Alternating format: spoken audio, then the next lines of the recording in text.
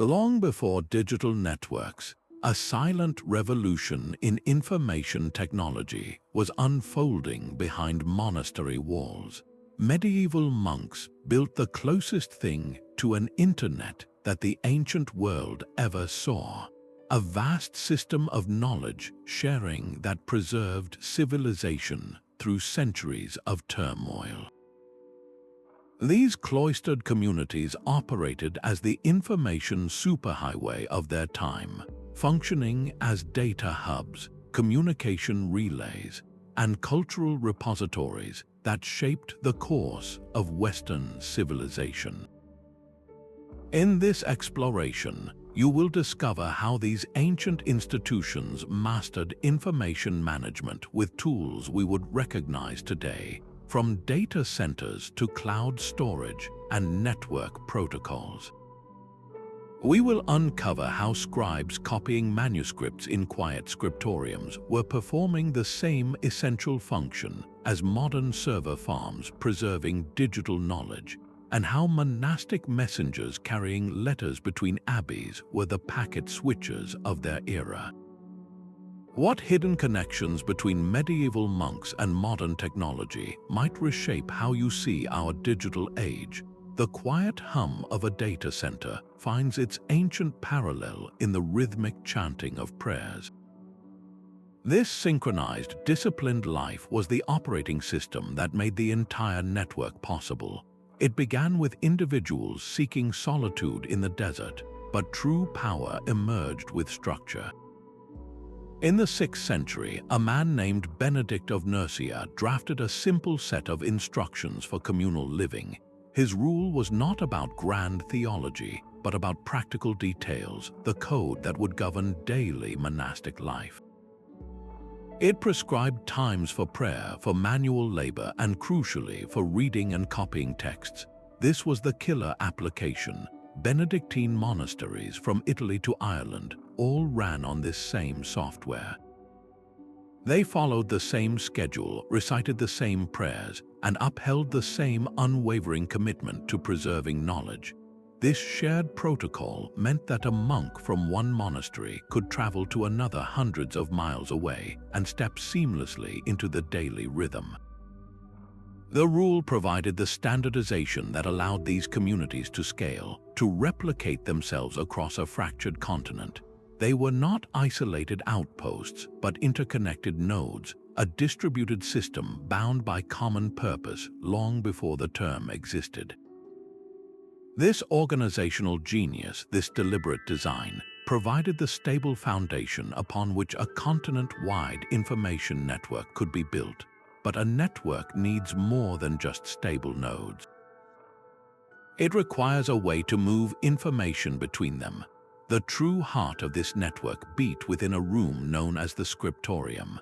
More than just a library, this was the data center of the medieval world, a humming hub of intellectual production where the raw material of knowledge was processed, stored, and replicated. Here, teams of scribes, the human processors of their age, performed the meticulous work of copying texts by hand. Their task was monumental. A single book, a Bible for instance, could require the skins of hundreds of animals and an entire year of a monk's dedicated labor.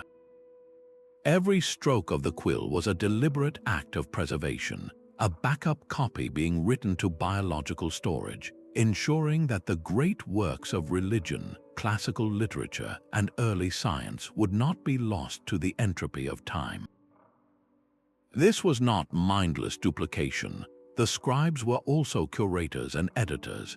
They compared different versions of a text to correct errors. They added insightful commentaries in the margins, and they illuminated pages with breathtaking artistry that gave context and beauty to the words. In this way, they were not just saving data, they were enriching it, adding layers of meaning and verification. This human-driven process of replication, error checking, and content enhancement is the direct ancestor of today's digital archiving and content moderation. The quiet, dedicated work in these rooms, often cold and dimly lit, was what kept the collective memory of civilization intact. It was a slow, deliberate cloud storage system, preserving our shared heritage one painstaking letter at a time. But once this precious data was safely copied and stored, it needed to travel. A network, after all, is defined by its connections. The pages themselves were works of art, designed to captivate the mind and elevate the soul. These were not plain texts but illuminated manuscripts, the multimedia experience of the medieval world. A single page could tell a story in layers, with meticulously crafted letters, vibrant pigments from crushed minerals and plants, and brilliant gold leaf applied so thinly it seemed to capture light itself. This was visual storytelling at its most luxurious and deliberate. The illustrations were not mere decoration, they were a parallel narrative. A complex theological concept could be instantly grasped through a well-painted miniature, and a biblical story came alive with dramatic scenes that surrounded the text. For a largely illiterate population, these images were a powerful teaching tool, making abstract ideas accessible and memorable. This fusion of word and image performed the exact same function as a modern website enriched with graphics, videos, and interactive elements, all working together to enhance understanding and engagement. The creation of a single manuscript was a collaborative project that brought together diverse expertise. A scribe would first carefully write the text, leaving precise spaces for artwork. Then an illustrator would step in to fill those spaces with drawings and designs. Finally, a binder would assemble the individual pages into a durable, often beautifully covered book. This multidisciplinary approach mirrors a modern design team, where writers, graphic artists, and developers combine their skills to create a seamless user experience. These magnificent books were both sacred objects and incredibly practical tools. They were used in religious ceremonies, carried as diplomatic gifts between kings and popes, and studied intently by scholars. The immense care and costly materials invested in their production guaranteed they were treated not as disposable information, but as cherished heirlooms, ensuring their survival for centuries. In their beautiful, durable format, they perfectly blended art and information, proving that how we present knowledge is just as important as the knowledge itself. But to share this precious information, the network needed more than beautiful books. It needed a reliable postal service. These magnificent books needed a home, and they found one in the monastic library. Think of these spaces not as quiet, dusty rooms, but as the active, beating heart of the entire operation, the medieval equivalent of a massive, secure data center. This was where the information, so painstakingly copied and illuminated, was systematically stored, organized, and safeguarded for the future. The scale of these collections was staggering. A major abbey could house thousands of volumes, a vast treasury of knowledge in an age where a single book was a rare and precious object. Every text, from theological commentaries to works of ancient philosophy and early science, was carefully catalogued. The librarian, a role of immense responsibility, developed sophisticated systems to manage this wealth of information. They created detailed inventories, often noting the physical condition of each book and its location on a specific shelf, building a primitive but highly effective search engine for the written word. This meticulous organization allowed a monk to efficiently retrieve a specific text, cross-reference it with another work, and continue his studies without losing precious time. While access was primarily for the monastic community, these libraries were not hermetically sealed vaults. Trusted scholars, traveling monks, and even noble visitors could be granted permission to study these texts. This created a controlled but very real culture of shared learning, a selective permission-based access that feels remarkably familiar in our age of password-protected databases and subscription-based academic journals. The ultimate, world-altering importance of this system was its role as a lifeboat for civilization. Through the so-called Dark Ages, when much of the classical world was fragmenting, these monastic libraries were the ark that saved countless works from oblivion. They preserved the writings of Aristotle, the poetry of Virgil, and the historical accounts of Tacitus, ensuring this knowledge would be available to fuel the Renaissance centuries later. This was not passive storage, it was active, vigilant preservation. The systematic way these communities collected, indexed, and protected knowledge is the direct ancestor of our modern cloud, a distributed network of secure repositories, ensuring that our most valuable information survives whatever chaos may come. Every node in this network required a leader, a human administrator to ensure the entire system ran smoothly. At the helm of every monastery stood an abbot or abbess, the ultimate system administrators of their time. Their responsibility was immense, overseeing every aspect of the community's life, from the spiritual to the utterly mundane. They allocated precious resources, from food and parchment to the time of each monk, ensuring the community could sustain its physical and intellectual work. They were the final arbiters of the rule, the living embodiment of its protocols, correcting errors and resolving disputes to maintain harmony and order. Just as a network administrator today enforces security protocols to keep a system safe from threats, an abbot protected the spiritual and intellectual integrity of his house, guarding against both external corruption and internal discord. Their leadership was the essential software update that kept the entire operation running on the same, stable version, but their influence reached far beyond their own cloister walls. These leaders were also the primary network connectors. An abbot corresponded regularly with his counterparts at other monasteries, exchanging letters filled with news, theological questions, and requests for copies of rare texts. They hosted visiting dignitaries from powerful bishops to traveling kings, forging alliances that brought both political protection and material wealth to their institution. Through these strategic relationships, they plugged their monastery into a vast social and political network, ensuring it remained a relevant and influential node rather than an isolated outpost. The success of an entire monastic community, and by extension its role in preserving and sharing knowledge, hinged directly on the skill and vision of its leader. A weak administrator could let the Scriptorium fall idle and the library decay, effectively taking a critical data hub offline. A strong one could turn a small, obscure house into a beacon of learning whose influence was felt across continents. This underscores a timeless truth that behind every great and complex system, whether built of stone or silicon, you will always find the indispensable element of human leadership and oversight. This shared code of conduct enabled a level of interoperability that seems almost modern. A monk from a monastery in the rainy hills of England could travel to a bustling abbey in the heart of Italy and know precisely how to behave.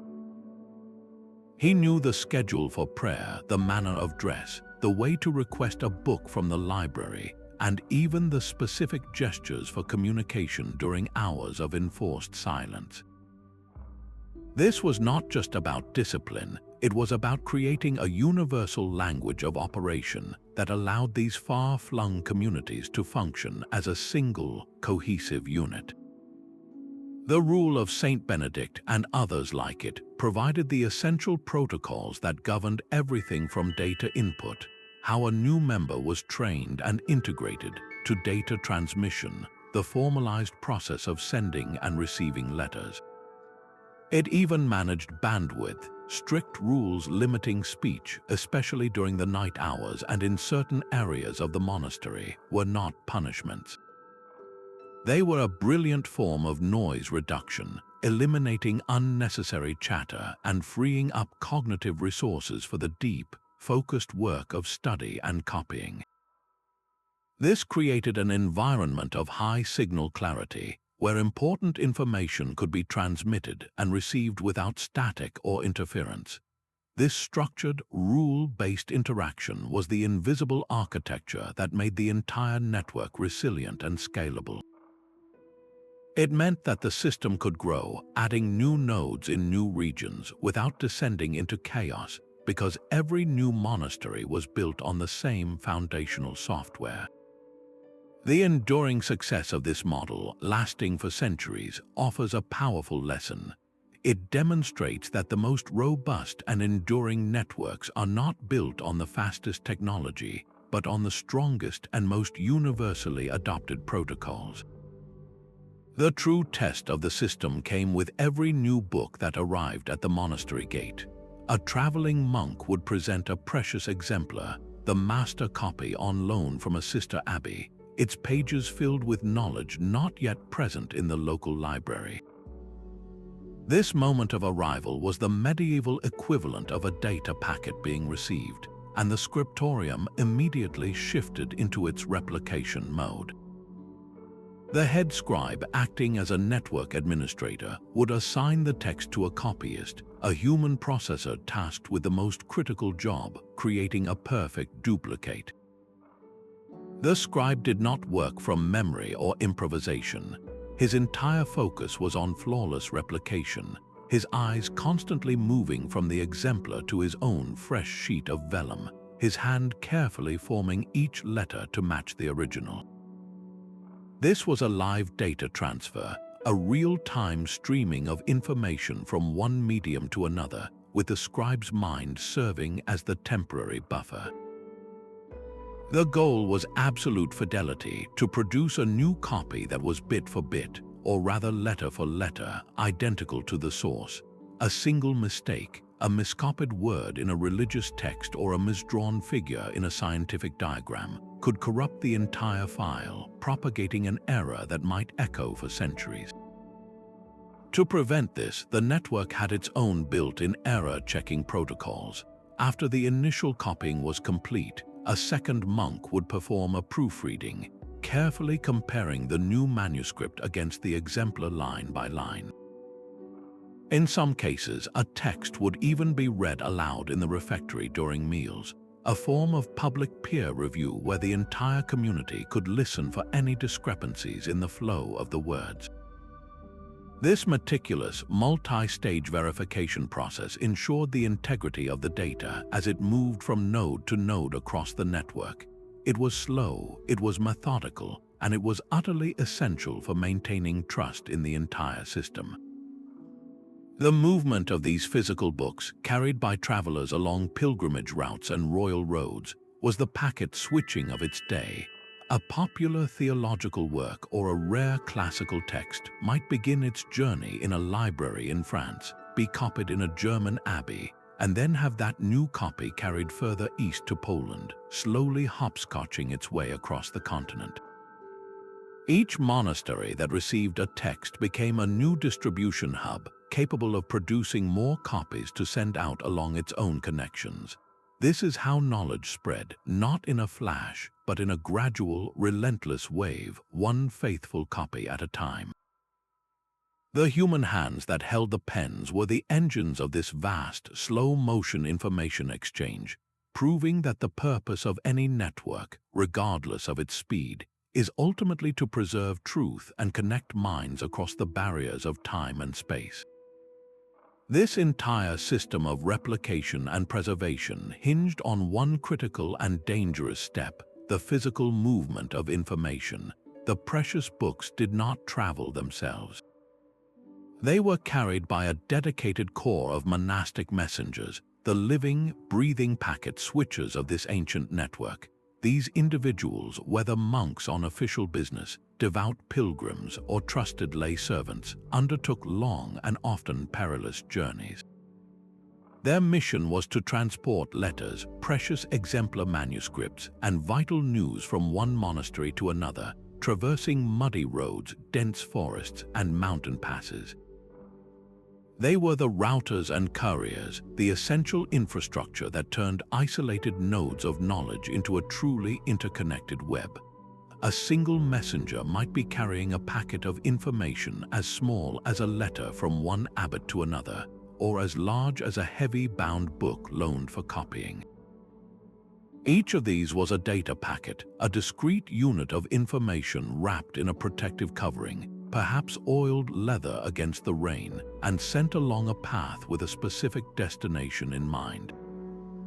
The journey was fraught with risks that any modern network engineer would recognize: bandwidth limitations in the form of a traveler's stamina, latency determined by the speed of a horse or a walking pace, and the constant threat of packet loss.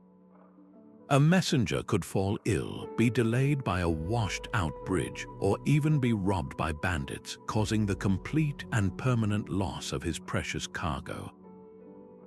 To mitigate these dangers, the network employed redundancy, a core principle of modern data transmission. Important messages were often sent with multiple travelers taking different routes, ensuring that even if one packet was lost, another might still get through. A crucial letter from the Pope might be carried by 3 separate messengers departing on different days, following different roads to the same abbey. This greatly increased the odds that the information would arrive intact and on time, keeping the entire network synchronized with the latest liturgical updates, scholarly discoveries, and administrative directives from the highest levels of the Church. The reliability of these human couriers was the absolute bedrock of the system's cohesion. Their safe passage meant that a monastery in Spain could be singing from the same hymnal, quite literally, as a monastery in Germany. It meant a theological debate could be conducted across continents through a slow but steady exchange of letters. These travelers did more than carry information; they carried consensus, weaving a tapestry of shared knowledge and faith across a fractured landscape, one arduous journey at a time. This lifelong commitment to a single place was the ultimate guarantee of network reliability. While messengers and travelers provided the vital links between monasteries, the system's true strength came from its stable, unchanging nodes. The Benedictine vow of stability was not merely a spiritual promise, it was a brilliant operational strategy. By vowing to remain within the walls of their home monastery for life, a monk became a permanent part of that institution's living memory. He was not just passing through, he was putting down roots that would anchor him and his knowledge to that specific place for decades. This drastically reduced turnover and created an environment where deep, specialized expertise could flourish. A scribe might spend 40 years in the Scriptorium, mastering every nuance of his craft, from preparing the finest vellum to perfecting a unique style of lettering. A librarian would come to know the collection so intimately he could locate any passage from memory, understanding the connections between texts that were separated by centuries.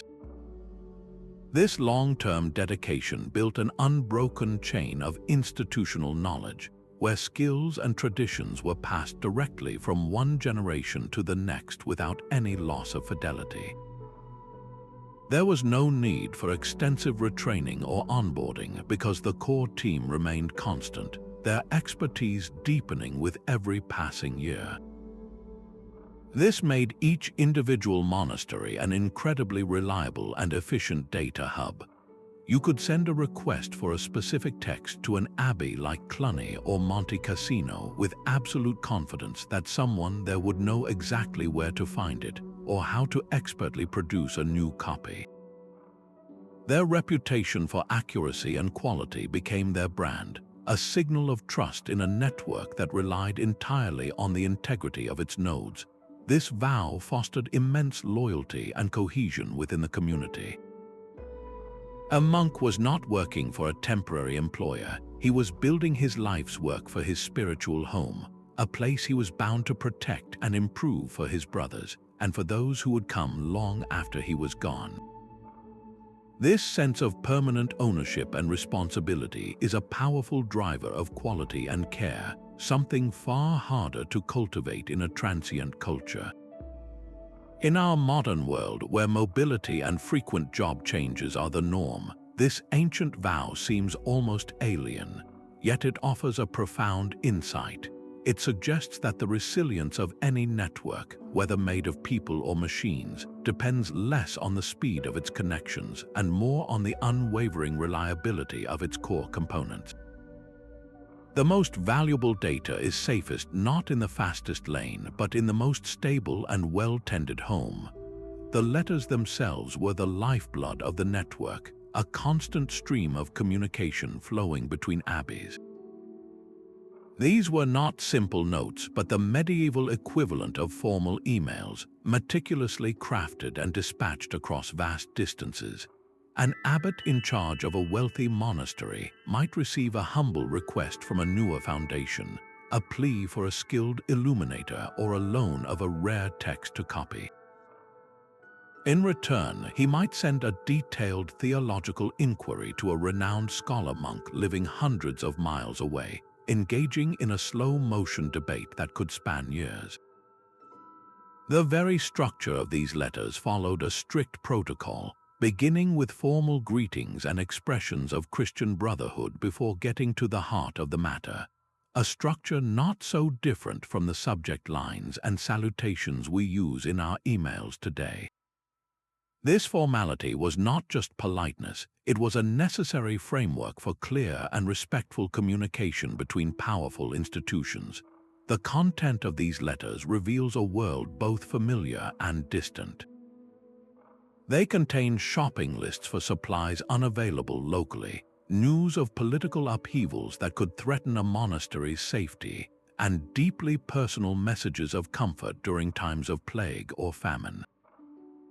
Through this written exchange, a monk in a remote Irish monastery could feel connected to the intellectual and spiritual heart of Christendom in Rome. He was part of a conversation much larger than his own community. To save precious time and even more precious parchment, scribes developed a sophisticated system of abbreviations. Common words and pious phrases were shortened to a few swift strokes of the pen, a form of medieval texting shorthand that allowed them to pack more meaning into less space. A cross or a specific symbol could stand in for an entire sentence of blessing, efficiently conveying goodwill without wasting ink. The survival of thousands of these letters in monastic archives gives us an unparalleled window into the medieval mind. We can trace the spread of ideas, watch administrative networks function, and even hear the individual voices of monks long turned to dust. This system of correspondence was the essential glue that bound the isolated nodes of the network into a single, conscious, and collaborative whole. It proved that a community did not need to be in one place to share one purpose. Beyond the steady rhythm of the monastery, a different kind of movement pulsed across the medieval world. Pilgrimages were the great data-sinking events of the age, massive gatherings where information was exchanged not through letters, but through the footsteps of thousands. Monks and laypeople alike embarked on these arduous journeys to holy sites, traveling from every corner of Europe to destinations like Rome, Jerusalem, or Santiago de Compostela. Their backpacks and satchels carried more than just bread and a change of clothes. They were filled with the most current data packets of their time. A monk from England might carry a new theological treatise to share with scholars he met along the way.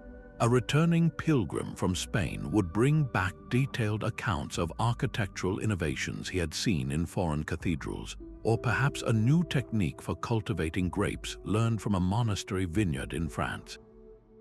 These travelers were living, breathing USB drives, physically transporting knowledge, relics, and cultural practices across vast distances.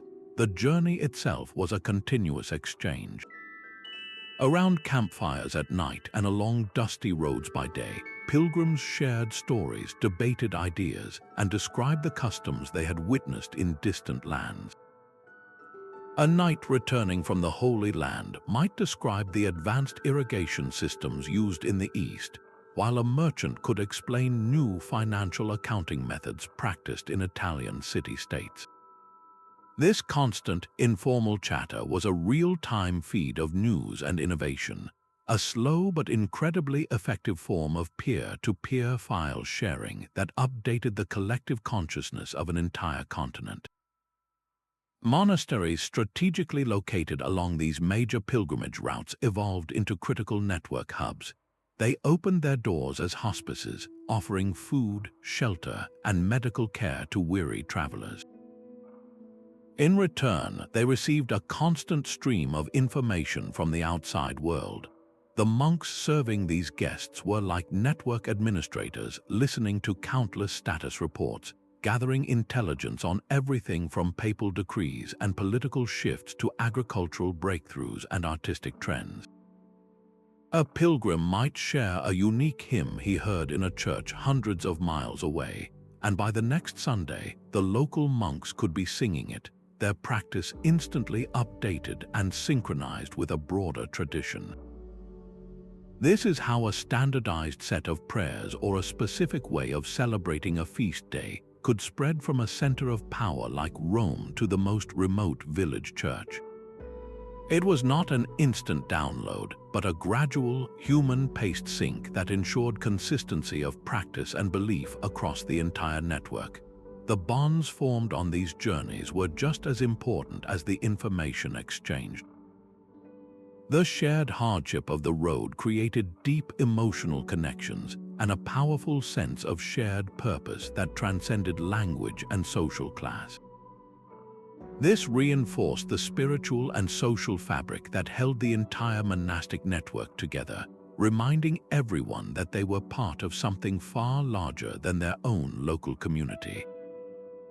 It was a powerful blend of physical travel and information flow, proving that even the most advanced networks ultimately rely on the most fundamental human connections. But knowledge locked away is useless. This vast repository of texts required skilled operators, individuals trained to access, interpret, and add to this growing body of information. Monastic schools served as the essential user interface for the entire network, the training grounds where new users learned how to interact with the system. Within these classrooms, young novices and even some privileged boys from outside the cloister were taught the fundamental language of the network, Latin. They learned to read its complex script and to write with the clear, uniform hand required for copying manuscripts.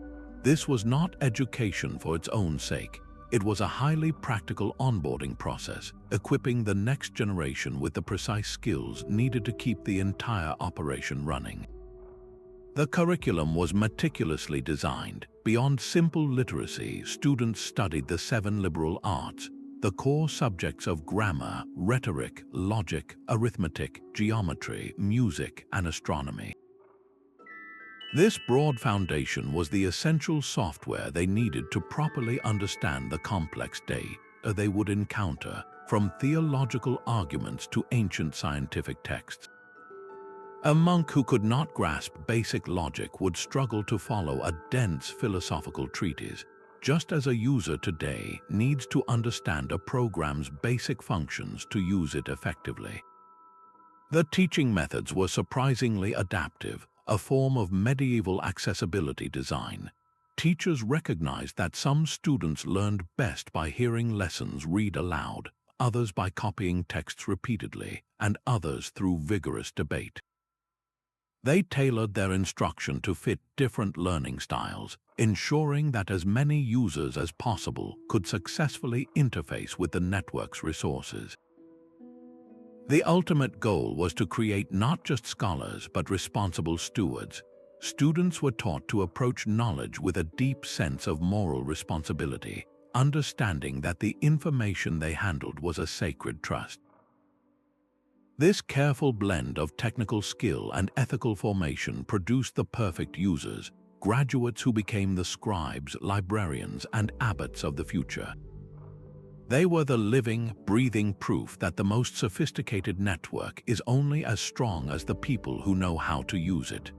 the daily rhythm of the monastery was governed by a relentless sacred clock. 8 times a day, a bell would ring, cutting through any activity from the deepest study to the most mundane chore. This was the call to the divine office, a series of prayers that structured the entire day and night. This ritual was far more than a spiritual exercise. It was the network's scheduled update, a mandatory reboot that synchronized every single node in the system. At the exact same canonical hours, from the first light of Lauds to the deep night silence of Matins, monks across Europe stopped what they were doing and began reciting the same psalms, the same prayers, in the same order. A monk in a Scottish abbey and a monk in a Sicilian monastery were, for those moments, perfectly aligned in thought and action, a continent-wide chorus operating in unison. This created an incredible sense of unity and shared purpose, a powerful reminder that they were not isolated individuals but integral components of a single, vast organism. The content of these prayers continuously refreshed the community's core data. The Psalms were recited from memory, the Scriptures were read aloud in their entirety over the course of a year, and the writings of the Church Fathers were studied and contemplated. This constant cyclical repetition was a brilliant form of passive learning, ensuring that the most critical information remained at the forefront of every monk's mind, always accessible and never forgotten. The rigid, predictable schedule of the office provided a powerful psychological benefit. It eliminated decision fatigue. A monk never had to wonder what he should be doing next. His day was mapped out for him, freeing his mental energy for the deep, focused work of copying or study. This is strikingly similar to how automated software updates work in the background of our devices, performing essential maintenance without any conscious effort from the user, ensuring the system remains secure, efficient, and up-to-date. The Divine Office created a shared temporal framework that transcended geography. It didn't matter if one monastery was shrouded in winter darkness while another baked in summer sun, they all marked time with the same rituals.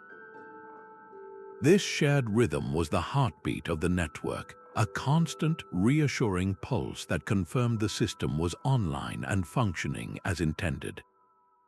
It was the ultimate tool for maintaining operational consistency, a daily calibration that kept thousands of individuals and hundreds of communities perfectly aligned with their core mission, proving that in any complex system, the simplest routines are often the most vital. But these intellectual pursuits required a solid foundation of economic support. The grand libraries and productive scriptoriums did not run on faith alone. They were powered by a surprisingly sophisticated and diverse monastic economy. These communities were not just spiritual centers, they were also bustling economic hubs, carefully managing vast estates, productive workshops, and complex trade networks. The fields surrounding a monastery were not merely for scenic contemplation, they were its primary revenue stream. Monks and their lay brothers cultivated thousands of acres, growing grain, pressing olives for oil, tending vineyards for wine, and raising livestock. This agricultural output did more than just feed the community. The surplus was sold at local markets, providing a steady and reliable source of income. Within the monastery walls, skilled craftsmen practiced trades that were both practical and profitable. Scribes produced books for wealthy patrons, metalworkers forged sacred vessels, and weavers created fine textiles. These goods were often traded or sold, bringing in additional resources.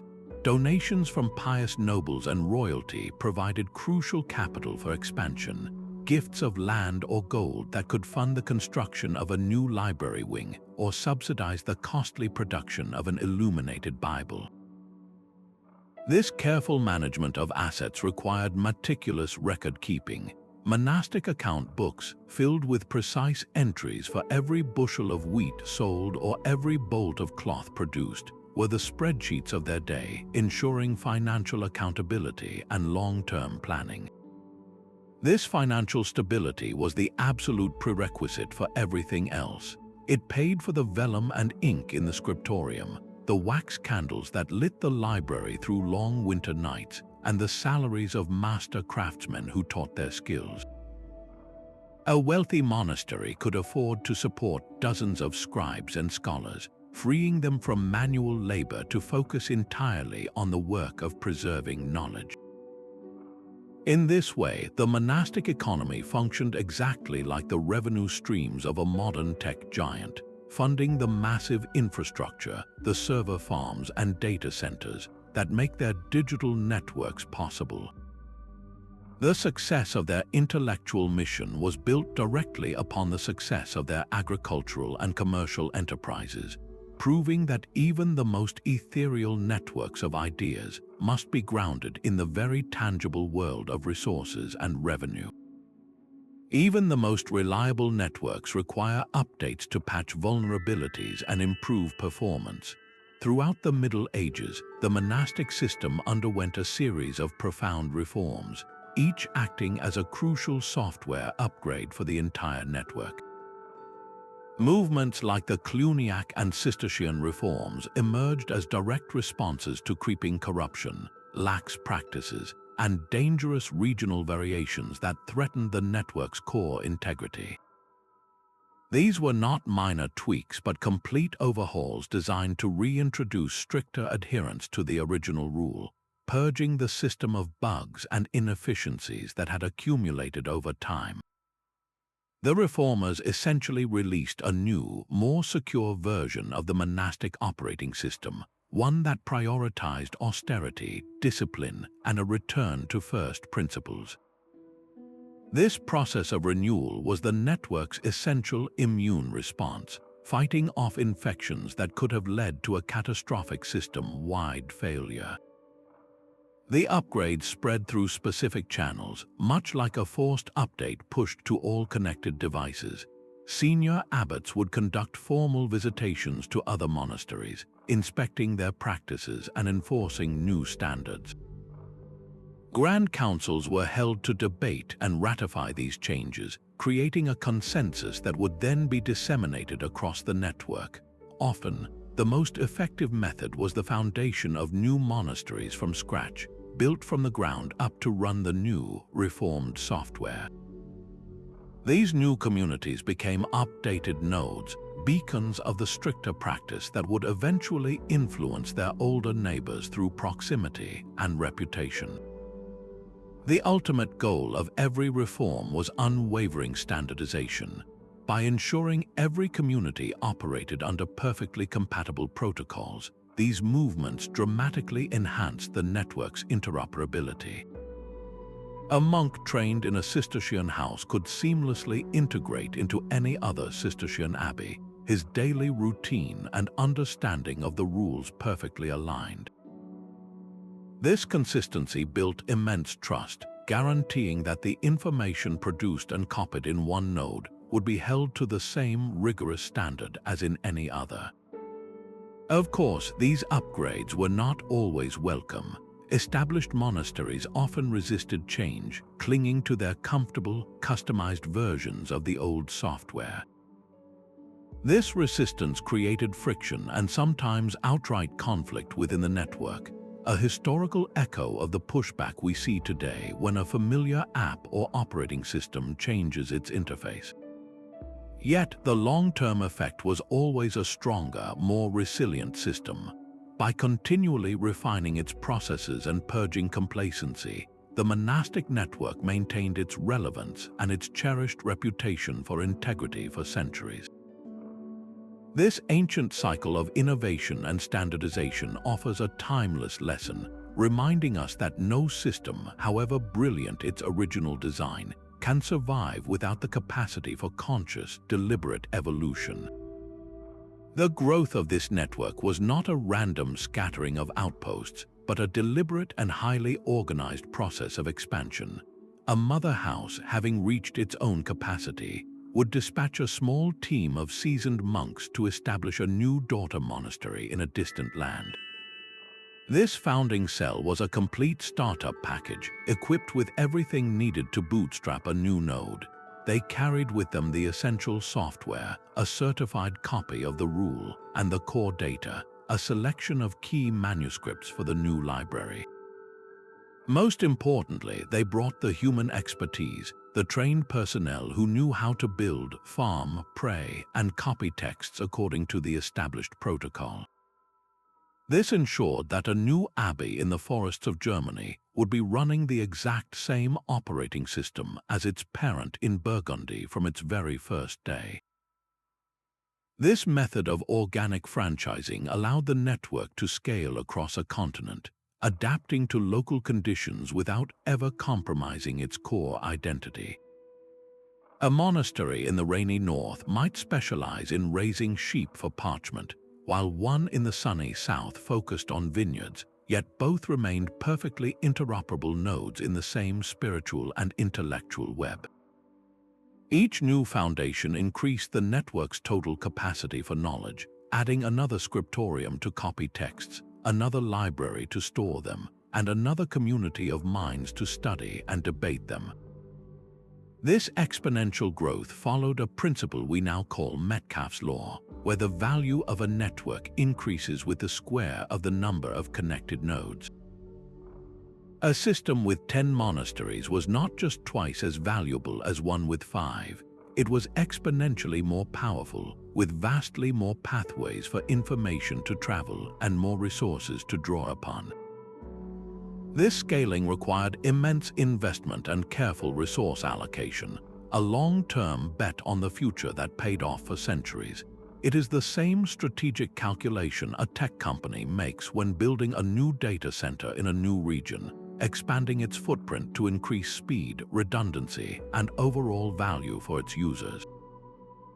The monastic network grew to encompass thousands of communities, from the remote Skellig Michael off the coast of Ireland to the ancient streets of Jerusalem, creating a resilient web of light that helped guide Europe through its darkest ages.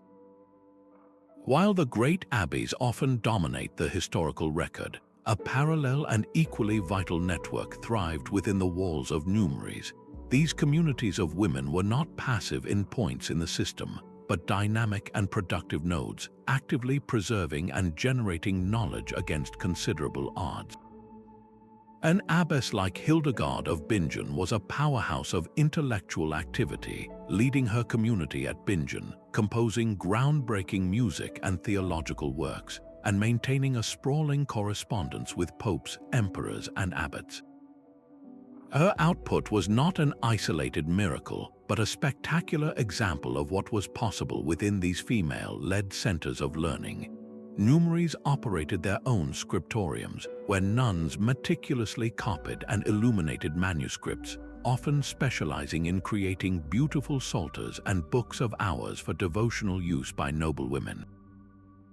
They were also centers for education, providing instruction not only to their own members but often to the daughters of the local aristocracy, ensuring literacy and cultural refinement passed to the next generation of women.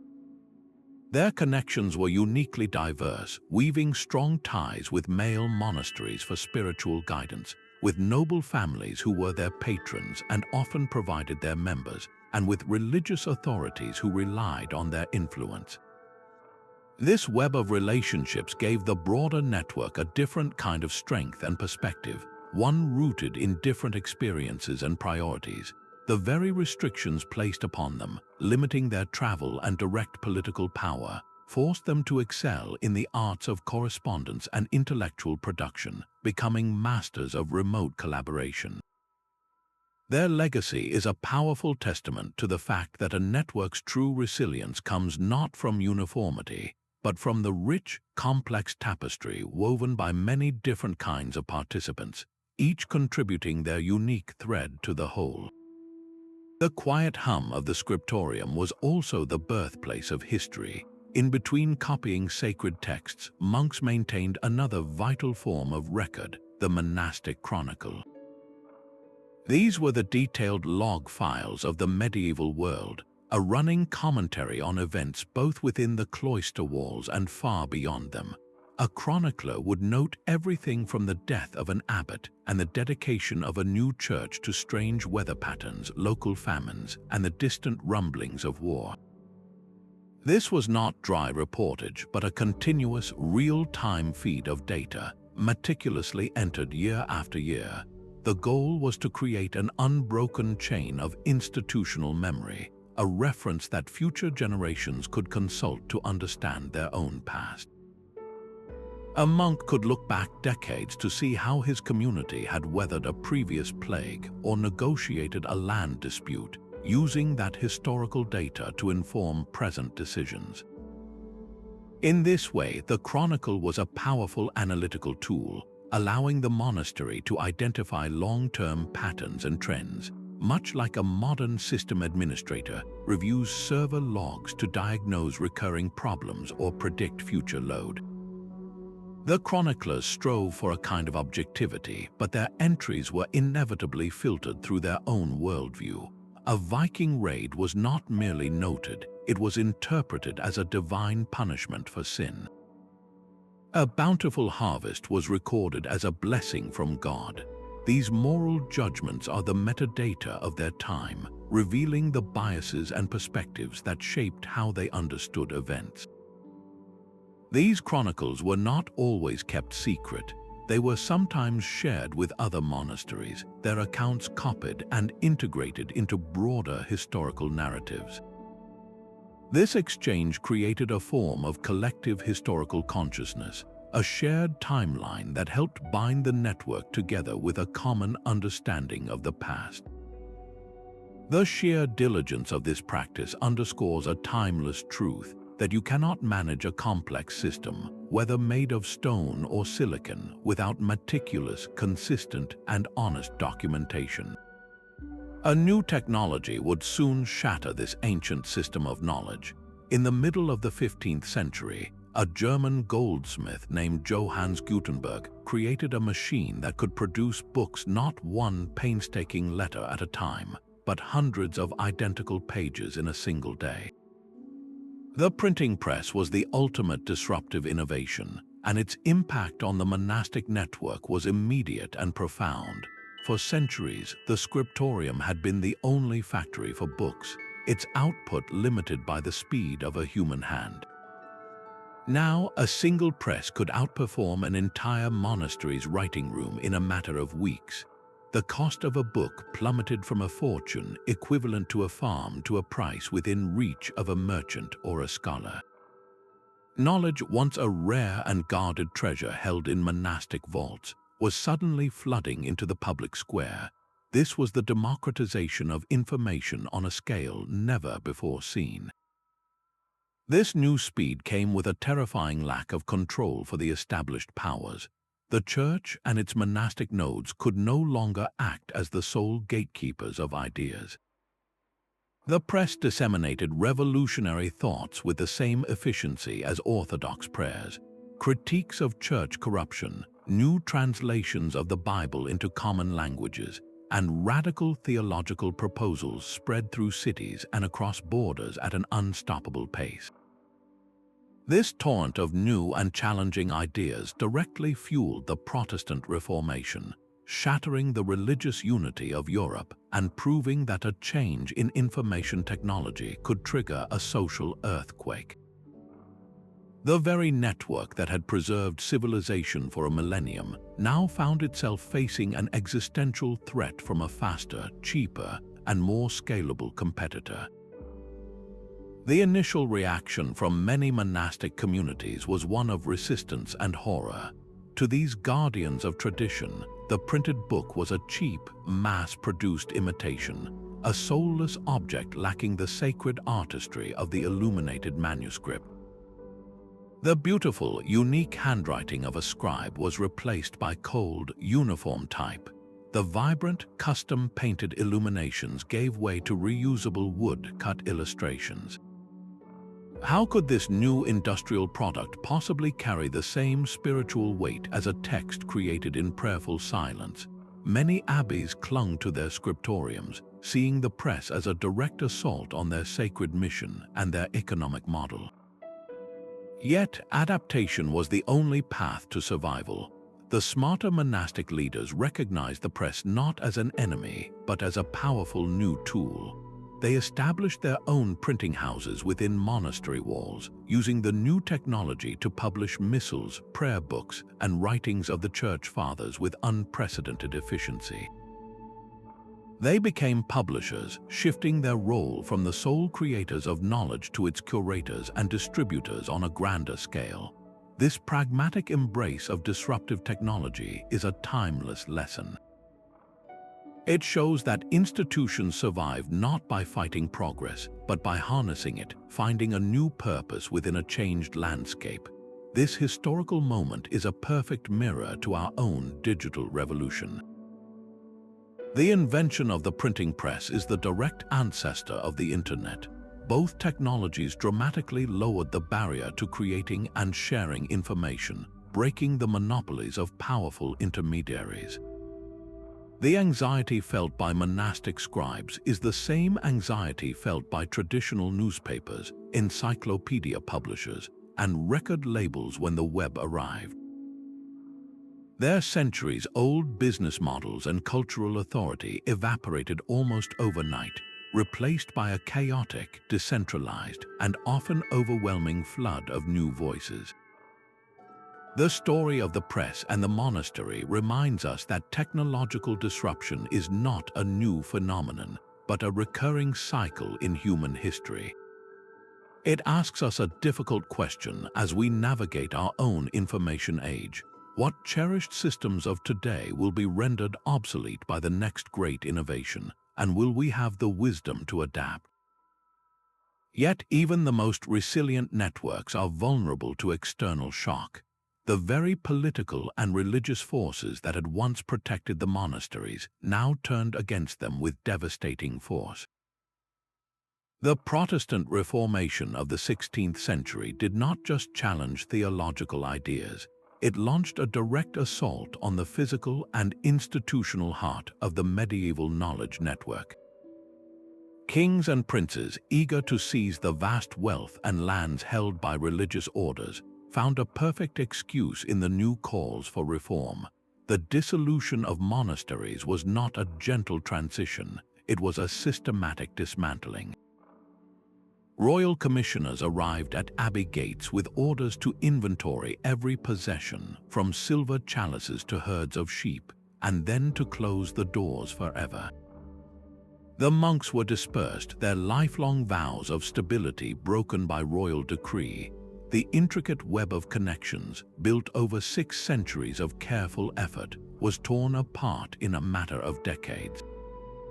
The libraries, those magnificent data centers, were the most tragic casualties. Their carefully curated collections were deemed superfluous or even dangerous. Precious manuscripts were ripped from their bindings, the parchment used to line boot soles or wrap fish. Illuminated pages, once touched only with reverence, were sold for scrap or scattered to the winds. The specialized knowledge of the scribes, passed down through generations in the Scriptorium, suddenly had no home. The chain of transmission was severed, and a unique way of preserving knowledge vanished almost overnight. The loss was incalculable. Entire genres of texts, particularly those documenting local histories, medicinal recipes, and monastic administration, simply disappeared because no other institution valued them. This was not a simple transfer of assets. It was a catastrophic data-loss event on a continental scale. The centralized nature of the monastic network, its greatest strength, became its fatal weakness. When the nodes were targeted and destroyed, the entire system collapsed. Some individuals, recognizing the value of what was being lost, acted as rescue agents. Wealthy collectors and savvy university librarians managed to save portions of scattered collections, forming the kernels of great national libraries. But these salvaged fragments were just that, fragments. The context was gone, the organizational system lost, the living community that gave the knowledge meaning dispersed. The gaps in our historical record from this period are a silent testimony to the fragility of concentrated knowledge. This fragmentation serves as a powerful cautionary tale. It reminds us that any system, no matter how robust it seems, is vulnerable to the shifting tides of politics, economics, and ideology. It forces us to ask a difficult question about our own digital age. Where is our knowledge most concentrated, and how easily could it be lost?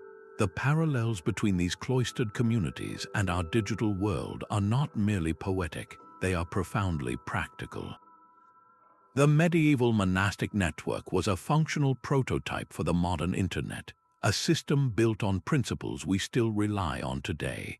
Consider data storage. The quiet work of the Scriptorium is mirrored in the humming server farms that preserve our digital lives. Both systems are dedicated to the same essential task, protecting information from the relentless decay of time. The monks copying manuscripts onto durable vellum were performing the same service as the engineers who designed redundant cloud backups, ensuring that our collective knowledge survives fires, floods, and the simple failure of a hard drive. The movement of information along pilgrimage routes carried by trusted messengers is the direct ancestor of packet switching, where data is broken into pieces and sent along the fastest available path to be reassembled at its destination. Even user protocols find their echo in the past. The strict rules governing a monk's access to the library are not so different from the multi-factor authentication and permission levels that protect our most sensitive digital accounts today. These are not vague similarities, but specific solutions to universal problems of information management, discovered centuries apart. The core challenges they faced are the very ones that dominate our headlines. How do we control access to information while still encouraging its growth? How do we verify the truth of a text in a sea of potential errors? And how do we manage the immense resources required to keep such a system running? Monasteries were the first to grapple with the ethics of being a gatekeeper, a role now played by global tech giants who must balance free expression with the need to curb misinformation and hate speech. The abbots who allocated precious vellum and ink were making the same kind of cost-benefit analyses that modern platforms use when deciding how much server space to allocate for user data. This historical perspective reveals something crucial, that our current information revolution is not an entirely new phenomenon, but the latest iteration of a timeless human endeavor. The monastic model, however, offers a powerful and perhaps necessary counterpoint to our digital frenzy, where our online culture often prizes speed, virality, and constant stimulation. The medieval system was built on slowness, deliberation, and deep focus. Every letter was copied with intention, every text was studied with contemplative care. This was not a network designed for distraction, but for devotion to knowledge. In an age of information overload and endless notifications, the monastic emphasis on mindful engagement feels less like a relic and more like a radical and desperately needed alternative. Their world reminds us that the ultimate value of any network lies not in its speed, but in the wisdom of its users and the integrity of the connections it fosters. Their world of deliberate silence holds a key to our age of endless noise.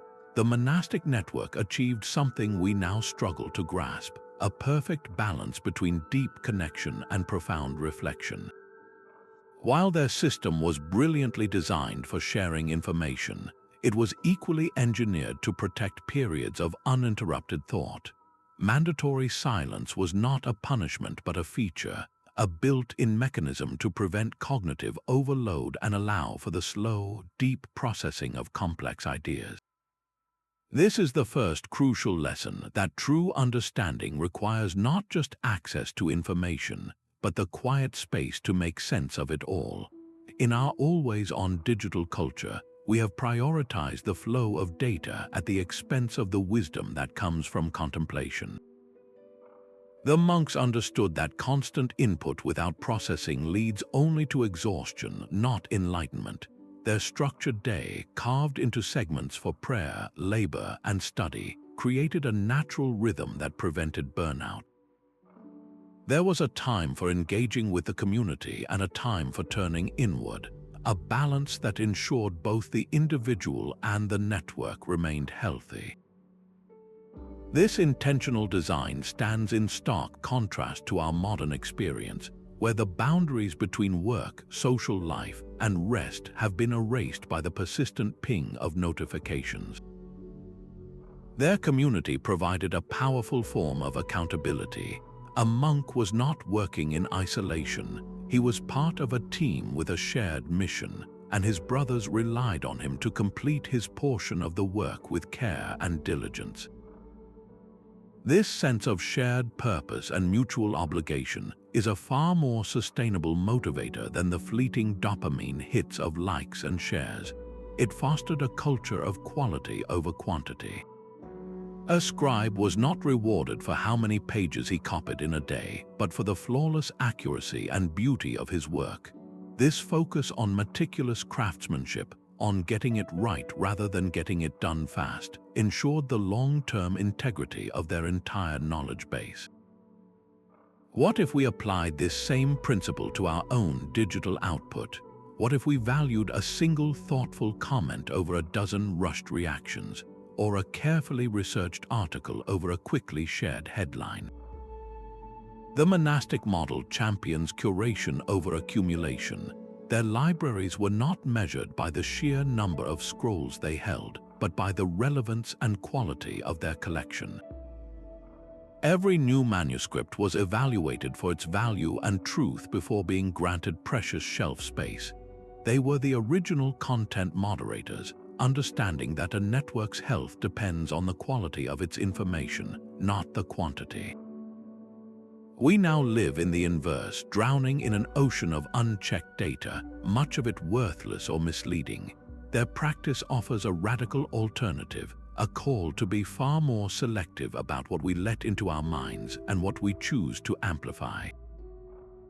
This is not about rejecting technology, but about reshaping our relationship with it.